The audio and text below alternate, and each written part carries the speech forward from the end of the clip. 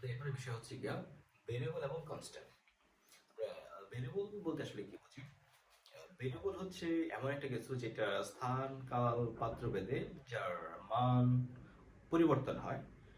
সেটা কেমন হতে পারে? যেমন হচ্ছে গিয়ে যদি আমরা বলি যে জগন্নাথ ইউনিভার্সিটির সকল স্টুডেন্টের উচ্চতা, এই উচ্চতা হচ্ছে প্রত্যেকটা স্টুডেন্ট ভেদে এটা ডিফারেন্ট টাইপের হবে।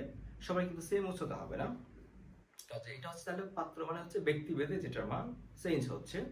যদি আমরা উচ্চতার ক্ষেত্রে কোনো একজন পার্সনের উচ্চতা কল্পনা করি, তাহলে তার শিশু বয়সে হচ্ছে একদিনের উচ্চতা, সময়ের সাথে সাথে তার উচ্চতা চেঞ্জ হচ্ছে, অর্থাৎ সময়ের সাথে এটা চেঞ্জ হবে। তাহলে ভেরিয়েবল হচ্ছে যেটা আমাদের সময়ের সাথে সাথে চেঞ্জ হবে। আর ভেরিয়েবল হচ্ছে দুই ধরনের, একটা হচ্ছে কোয়ালিটেটিভ ভেরিয়েবল আর একটা হচ্ছে কোয়ান্টিটেটিভ ভেরিয়েবল। কোয়ালিটেটিভ ভেরিয়েবলটা কি আসলে? এই ভেরিয়েবলটা হচ্ছে সেই ভেরিয়েবল যেই ভেরিয়েবলটাকে আমরা সংখ্যায় প্রকাশ করতে পারবো না, কিন্তু সেটাকে আমরা একটা নাম দিতে পারবো। কেমন নাম দিতে পারি? যেমন হচ্ছে কালার, রিলিজিয়ন,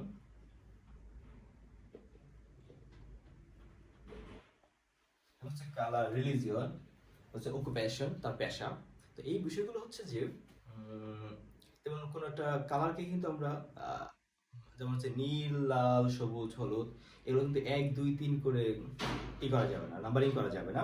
তারপর হচ্ছে যখন আমরা ধর্মের ক্ষেত্রে যাব, যে হিন্দু, মুসলিম, বৌদ্ধ, একজনকে 1 নাম্বার, একজনকে 2 নাম্বার ধর্ম, এটা আসলে পসিবল না।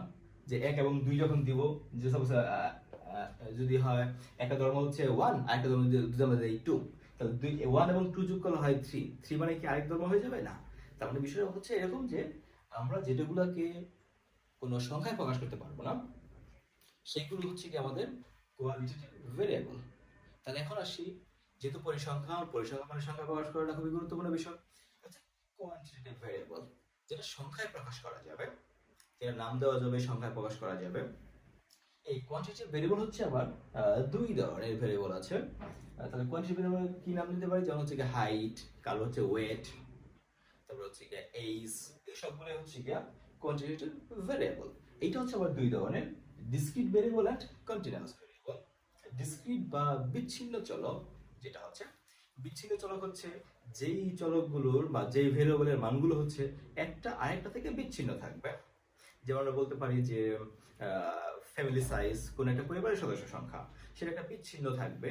অর্থাৎ কোন একটা পরিবারের সদস্য হয় 3 থাকবে, না হয় 4 থাকবে, না হয় 5 থাকবে, বা 6 থাকতে পারে, কিন্তু 3.1, 3.2 এরকম থাকার কোনো কিন্তু অপশন নেই। কাজে এই এগুলো হচ্ছে ডিসক্রিট ভেরিয়েবল। তো ডিসক্রিট ভেরিয়েবলের আরেকটা বিষয় আমরা আসলে এটা দশমিক মানে পয়েন্ট আকারেও হতে পারে। সেটা হচ্ছে যেমন আমরা যখন ওই বিশেষ করে কোনো একটা ভারী ঘর তৈরি করার সময় হচ্ছে কি একটা, যখন আমরা কোনো একটা নাট অথবা একটা হচ্ছে তার কাটা যখন আমরা ইউজ করে থাকি, তো তার কাটাগুলো কিন্তু আছে এরকম যে 1 ইঞ্চি, 1.5 ইঞ্চি, 2 ইঞ্চি। তারপরে কিন্তু তার কাটাগুলো হচ্ছে গিয়া হয় 1 ইঞ্চি অথবা 1.5 ইঞ্চি অথবা 2 ইঞ্চি। কিন্তু আমরা 1.01, 1.02, 1.03 এগুলো কিন্তু হবে না। তার মানে হচ্ছে এগুলো ডিসক্রিট, একটা আরেকটা থেকে বিচ্ছিন্ন চলক হবে। আর কন্টিনিউয়াস ভেরিয়েবল যেটা হচ্ছে বা অবিচ্ছিন্ন যেটা, এটা হচ্ছে যে যে কোনো মান হতে পারে। তবে খুবই গুরুত্বপূর্ণ একটা বিষয় মনে রাখতে হবে, সেটা হচ্ছে যে কন্টিনিউয়াস ভেরিয়েবলের ক্ষেত্রে এইটা একটা নির্দিষ্ট সীমার ভিতরে থাকবে। এইটা যে কোনো মান হতে পারে, তবে একটা নির্দিষ্ট সীমার ভিতরে হবে।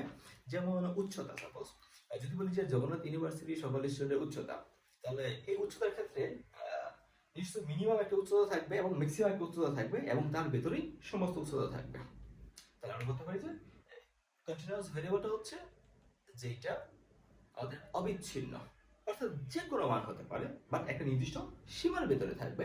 আর ডিসক্রিট ভেরিয়েবল হচ্ছে গিয়া যেটা একটা আরেকটা থেকে পৃথক থাকবে, যেমন হচ্ছে 1 2 3 4 বা 1 1.5 2 2.5 3 এরকমটা থাকবে। তারপরে আরেকটা বিষয় হচ্ছে আমাদের কনস্ট্যান্ট। কনস্ট্যান্ট বা ধ্রুব সংখ্যা, এই ধ্রুব সংখ্যা হচ্ছে যেই সংখ্যাটা বা যেটা মানে কনস্ট্যান্ট হচ্ছে এমন কিছু একটা যেটা সবসময় স্থান কাল পাত্র ভেদে যে কোনো জায়গায় আপনি নিয়ে যান না কেন, তার মান সবসময় ফিক্সড থাকবে, কখনো চেঞ্জ হবে না। যেমন যদি আমরা বলি যে পাই, তো এই পাইয়ের একটা ফিক্সড মান আছে, সেটা হচ্ছে 3.1416। তারপরে যদি আমরা যাই যে মহাকর্ষীয় দ্রবক জি, এই মহাকর্ষ ধ্রুবক জি এর মানটা হচ্ছে ফিক্সড 6.673 10 এর পাওয়ার -11। তাহলে এই যে আমরা আরো কিছু বলতে পারি, যে কোনো সংখ্যা 2 4 5 6, এই যে কোনো সংখ্যা সবগুলা হচ্ছে এটা কনস্ট্যান্ট বা ধ্রুব সংখ্যা, এইটা সবসময় ফিক্সড থাকবে, এটা কোনো পরিবর্তন হবে না।